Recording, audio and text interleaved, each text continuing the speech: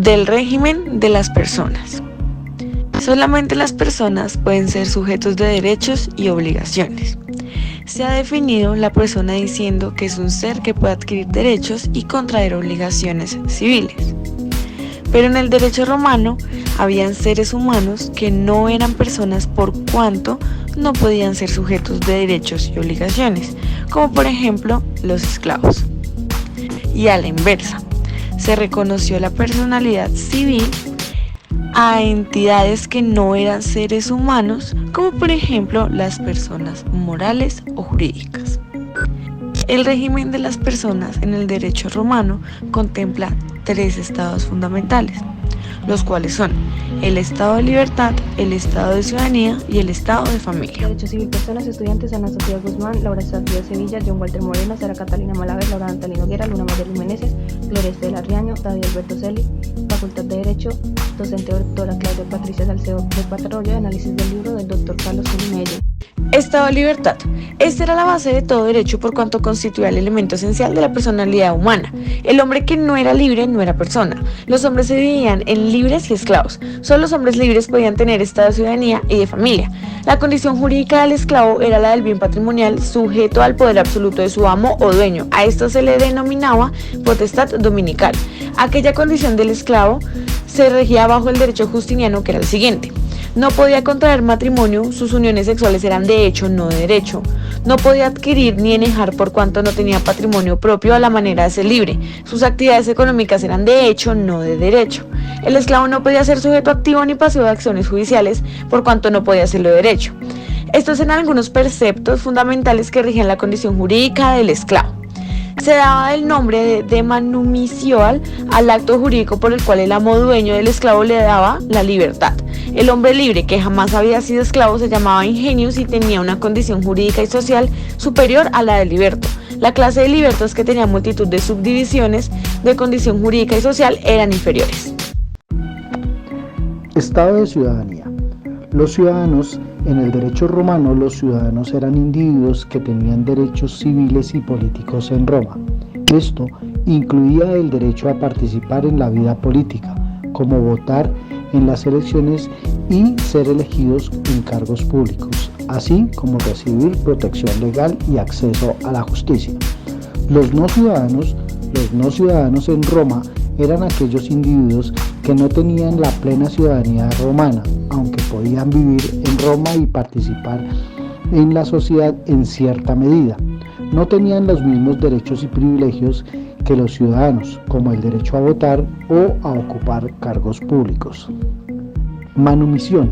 La manumisión era el acto mediante el cual un esclavo era liberado por su dueño y obtenía la libertad legal.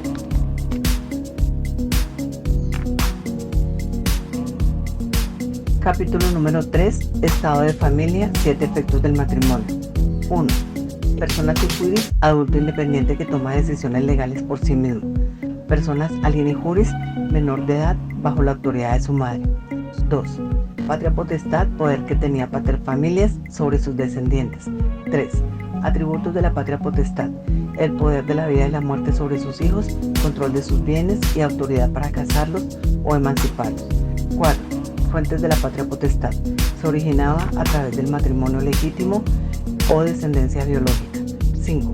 Elementos esenciales del matrimonio: consentimiento de ambos cónyuges, capacidad legal para contraer matrimonio. 6. Requisitos esenciales: capacidad legal de los contrayentes. 7. Efectos del matrimonio incluían la creación de derechos y deberes entre los cónyuges, como el deber de la fidelidad, la obligación de ayuda mutua, responsabilidad de cuidar y de educar a los hijos. 8. Disolución del matrimonio. Es el proceso legal para terminar un matrimonio mediante divorcio, en el cual se disuelve el vínculo matrimonial, o una anulación en la que se declara que el matrimonio nunca fue válido. 9. Matrimonio de no ciudadanos, concubinato y contubernio. En el derecho romano, matrimonios con limitaciones legales, concubinatos informales y convivencias ilegales. 10. Adopción. Proceso legal en el derecho romano para formalizar una relación de padre e hijo o hija. 11. Legitimación. Reconocimiento legal de un hijo ilegítimo como legítimo en el derecho romano. 12. Extinción de la patria potestad. Fin del poder de pater familia sobre sus descendientes. 13. Emancipación. Proceso para que un hijo sea legalmente independiente de su padre. 14. Otras potestades del derecho romano. Incluye la tutela, protección legal de los menores, la curatela, protección legal de los incapaces y la administración de bienes. 15. Personas sui juris y protección de incapaces. Las personas sui juris eran aquellas que tenían plena capacidad legal para actuar por sí mismas.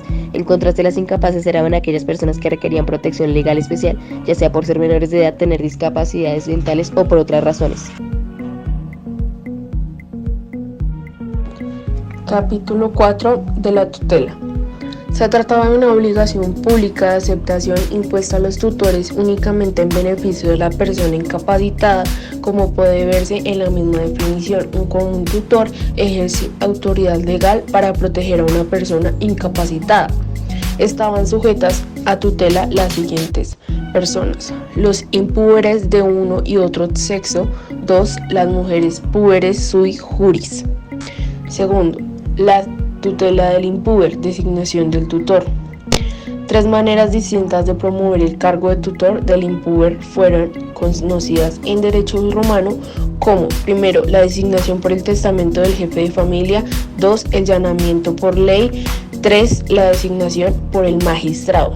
Esos 3 modos corresponden a las tutelas testamentaria legítima y dativa instituidas en nuestro derecho civil, artículo 443.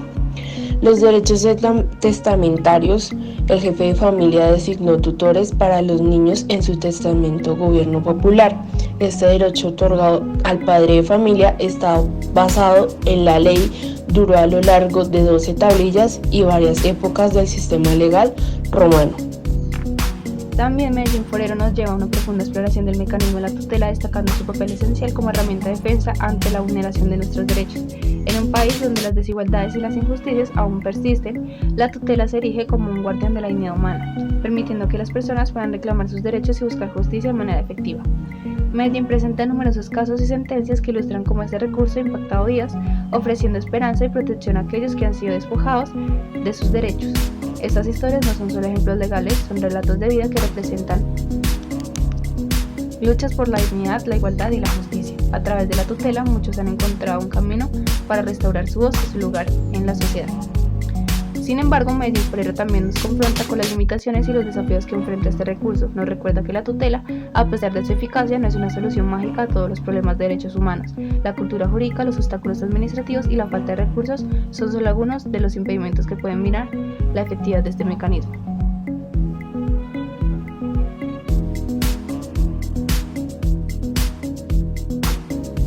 Este capítulo 5 habla sobre la curatela, donde en su esfera de aplicación podemos nombrar la ley de las 12 tablas, que fue la que instituyó la curatela únicamente para los furiosi o locos, y los prodigios o disipadores como medida de protección a su patrimonio, pero mediante un desarrollo sucesivo extendieron la institución a los mente capti o con alteraciones mentales, a los sordomudos y a los menores de 25 años que pidieron un curador.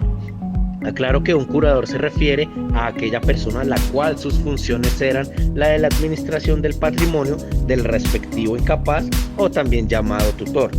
Por otro lado, la curatela de los menores de 25 años, llegando el menor a la pubertad, se tornaba en principio plenamente capaz, salvo la tutela perpetua de la mujer. En conclusión, la curatela se refiere a una institución de protección del patrimonio del menor o del incapacitado judicialmente.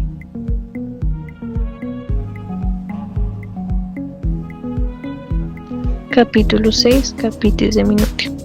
Este es un término del derecho romano, el cual describe la pérdida o transformación del estatus de una persona desde el punto de vista del estado de familia. Es un fenómeno exclusivo de este sistema jurídico y se divide en 3 partes. Primera, capitis de minutio máxima. En este caso hay una pérdida total de la libertad y personalidad jurídica, como en el caso de la esclavitud. Un ejemplo es cuando un ciudadano romano es capturado en guerra. En este caso él pierde toda su libertad y su estatus jurídico. Segundo, capitis de minutio media. Aquí se presenta la pérdida de ciudadanía afectando derechos y estatus social, pero no su libertad. Por ejemplo, cuando un romano pierde ciudadanía al ser condenado a la infamia, por lo tanto pierde derechos y estatus ciudadano, pero sigue siendo libre. Tercero y último, capitis de minutio mínima. En este se presenta un cambio en las relaciones familiares sin perder la personalidad jurídica, como una derogación o emancipación. Por ejemplo, cuando un adulto libre es adoptado por una nueva familia, aunque éste sigue siendo libre y ciudadano, su estatus familiar cambia y las relaciones jurídicas anteriores se extinguen. En conclusión, la capitis de Minutio es clave para entender cómo el derecho romano regulaba los cambios en el estatus de las personas y sus efectos en la personalidad jurídica y social.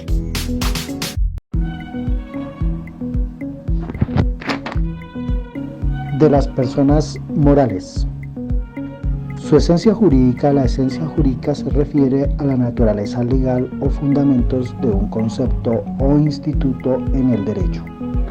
Por ejemplo, en el caso de la patria potestad en el derecho romano, su esencia jurídica radicaba en el poder del pater familias sobre sus descendientes y su autoridad para tomar decisiones en su nombre.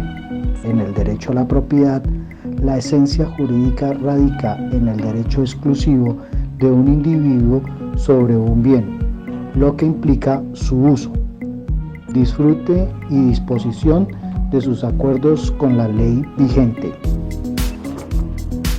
Y esta fue nuestra presentación. Muchas gracias por su atención.